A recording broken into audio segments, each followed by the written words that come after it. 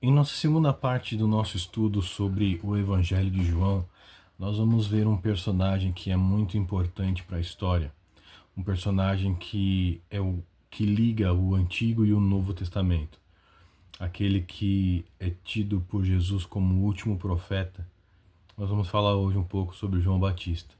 Nós vamos ver a importância desse homem no mistério de Jesus e a importância de nós, nos nossos dias, fazermos o que ele fez também.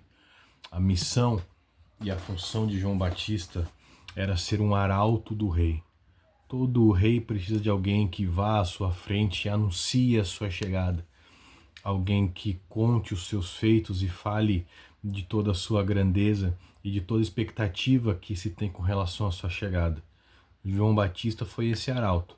João Batista foi esse preparador do caminho, esse proclamador da vinda do Messias.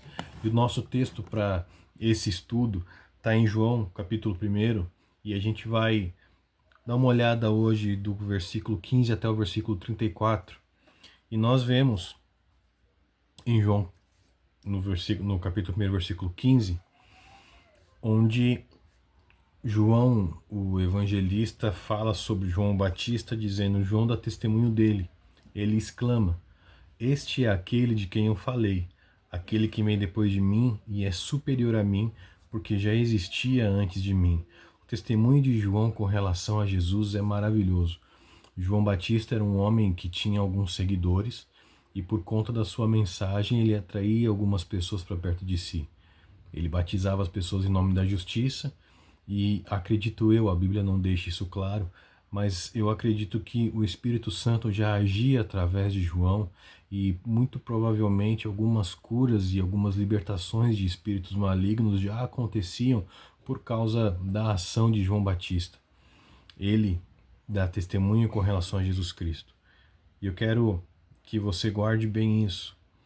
Nós precisamos sempre dar testemunho de Jesus Cristo. Não importa o tamanho da obra pela qual nós somos reconhecidos ou o tamanho do feito de Jesus através da nossa vida para alcançar outras pessoas. Nós precisamos sempre nos lembrar de que nós somos arautos do Rei.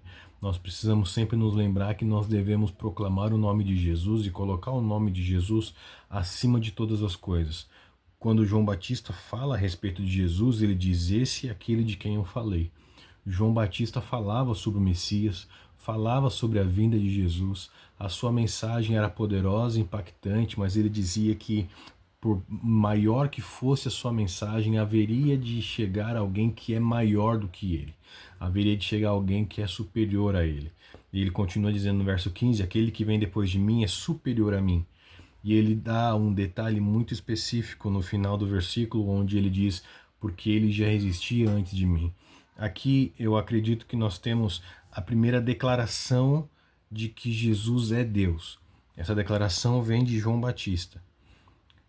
A segunda declaração de que Jesus é Deus, a primeira vem do próprio João: No princípio era o verbo era Deus e o verbo estava com Deus.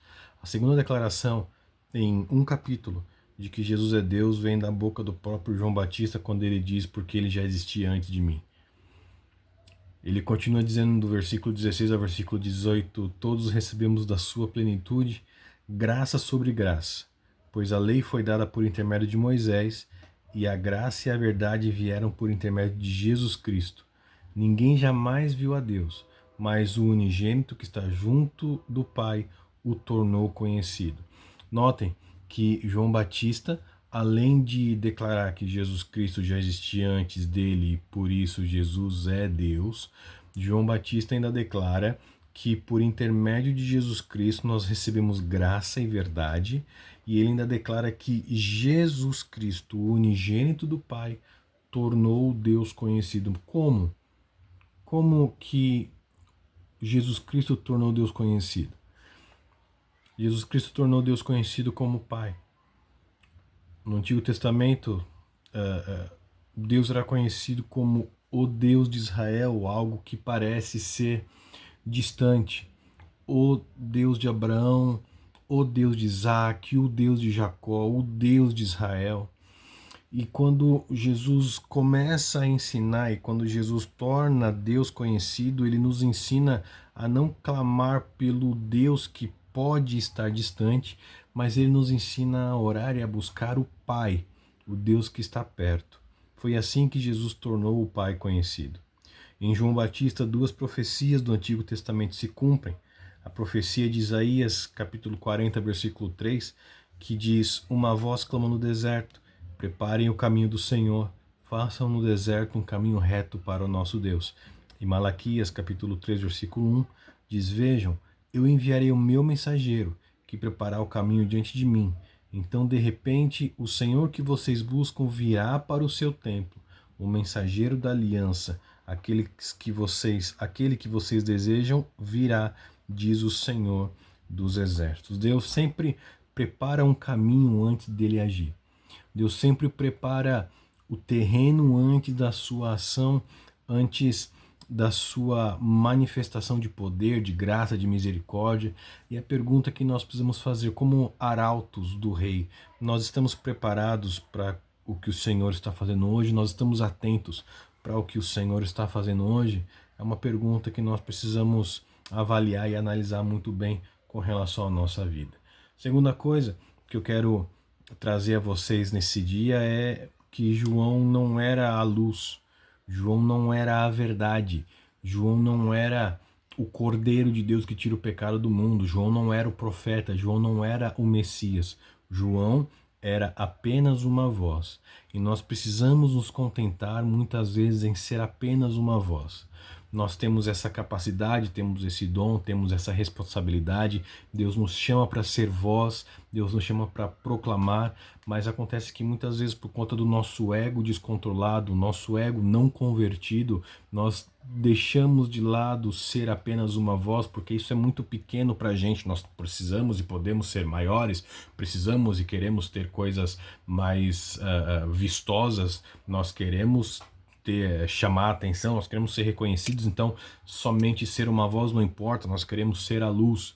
E se tem alguém na Bíblia que podia trazer para si o reconhecimento de ser o Messias, esse alguém era João Batista, porque ele já tinha discípulos, ele proclamava uma mensagem, ele era alguém que tinha um compromisso muito sério com as coisas de Deus, uma responsabilidade muito séria, ele tinha um senso de responsabilidade muito grande, mas quando diziam para ele, quando perguntavam para ele se ele era o Messias, ele dizia: não, ele é maior do que eu, ele é anterior a mim e eu não sou digno de amarrar suas sandálias.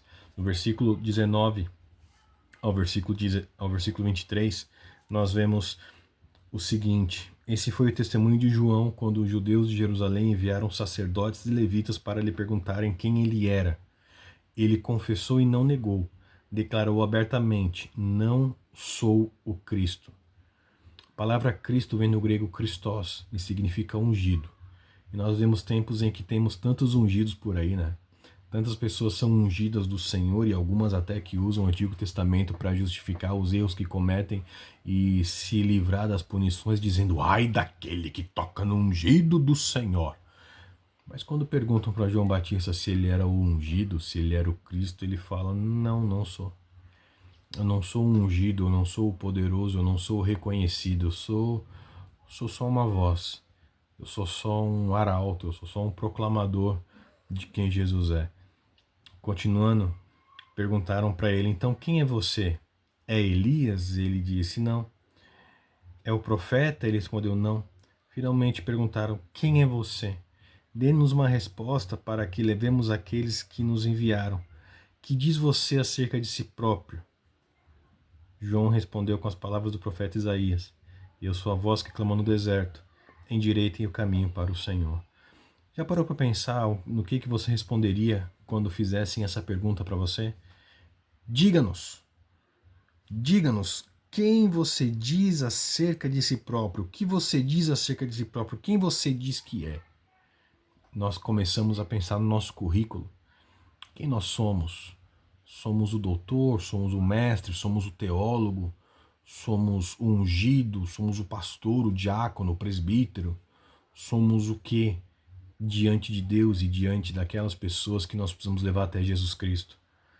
Irmãos, meus amigos que me assistem hoje, nossa resposta precisa ser a mesma resposta de João Batista. Somos apenas uma voz que tem uma mensagem, E essa mensagem é de que Jesus Cristo é o único Senhor e Salvador. Jesus Cristo é o Cordeiro de Deus que tira o pecado do mundo, e nós precisamos proclamar essa verdade, precisamos proclamar essa mensagem. Quem João não era? João não era Cristo. João não era Elias reencarnado. A expectativa dos judeus é que o profeta Elias reencarne por conta dos seus atos poderosos, e esse profeta reencarnado seja aquele que vai anunciar o caminho do Messias. Quem João não era? João não era o profeta esperado pelos judeus. Mas quem ele era? Ele era uma voz que preparava o caminho do Senhor. Ele era alguém que não tinha como foco exaltar-se. Ele era alguém que não tinha como foco ser reconhecido. Ele era alguém que não tinha como foco ser glorificado, mas ele tinha apenas um objetivo na sua vida, que era apontar para Jesus, mostrar Jesus, revelar Jesus para as pessoas. A nossa missão como João não é brilhar para nós mesmos, mas a nossa missão é refletir a luz de Cristo. E a grande pergunta é: será que nós estamos sendo fiéis nessa missão? Será que nós temos feito isso? Será que nós temos apontado para Jesus, ou temos nos alegrado com os elogios que recebemos por conta de nosso conhecimento, ou por conta de nossa devoção e piedade, e por conta de nosso amor e misericórdia para com os outros? O versículo 24 ao versículo 29 de João capítulo 1, nós continuamos e nós vemos o seguinte: os fariseus que tinham sido enviados interrogaram-lhe: então, por que você batiza se não é o Cristo, nem Elias, nem o profeta? Respondeu João: eu batizo com água, mas entre vocês está alguém que vocês não conhecem. Ele é aquele que vem depois de mim, cujas sandálias não sou digno de desamarrar. Isso aconteceu em Betânia, do outro lado do Jordão, onde João estava batizando. No dia seguinte, Jesus viu Jesus aproximando-se e disse: vejam, é o Cordeiro de Deus que tira o pecado do mundo. Algumas atitudes de João que são impressionantes aqui. João, ele reconhece que o que ele está fazendo por conta de uma necessidade do povo, mas que talvez não seja o suficiente. Porque ele fala com simplicidade: eu batizo com água. E ele diz: mas entre vocês está alguém que vocês não conhecem. Quando as pessoas ficam olhando muito para aquilo que elas conhecem, ou para aquilo que elas pensam, ou para aquilo que elas acham, quando elas estão cegadas pelos seus conceitos e pelas suas certezas, muitas vezes elas deixam passar despercebido aquilo que Deus está fazendo, ou a maneira como Deus está agindo. Quando as pessoas estão muito convictas das suas verdades, quando estão muito convictas dos seus planos ou dos seus projetos, elas deixam passar despercebido o que Deus está fazendo. Os fariseus, eles tinham um zelo muito grande pela lei, eles prezavam pela lei, eles eram estudiosos fervorosos da Bíblia, tinham uma devoção, mesmo que aparente, mas constante.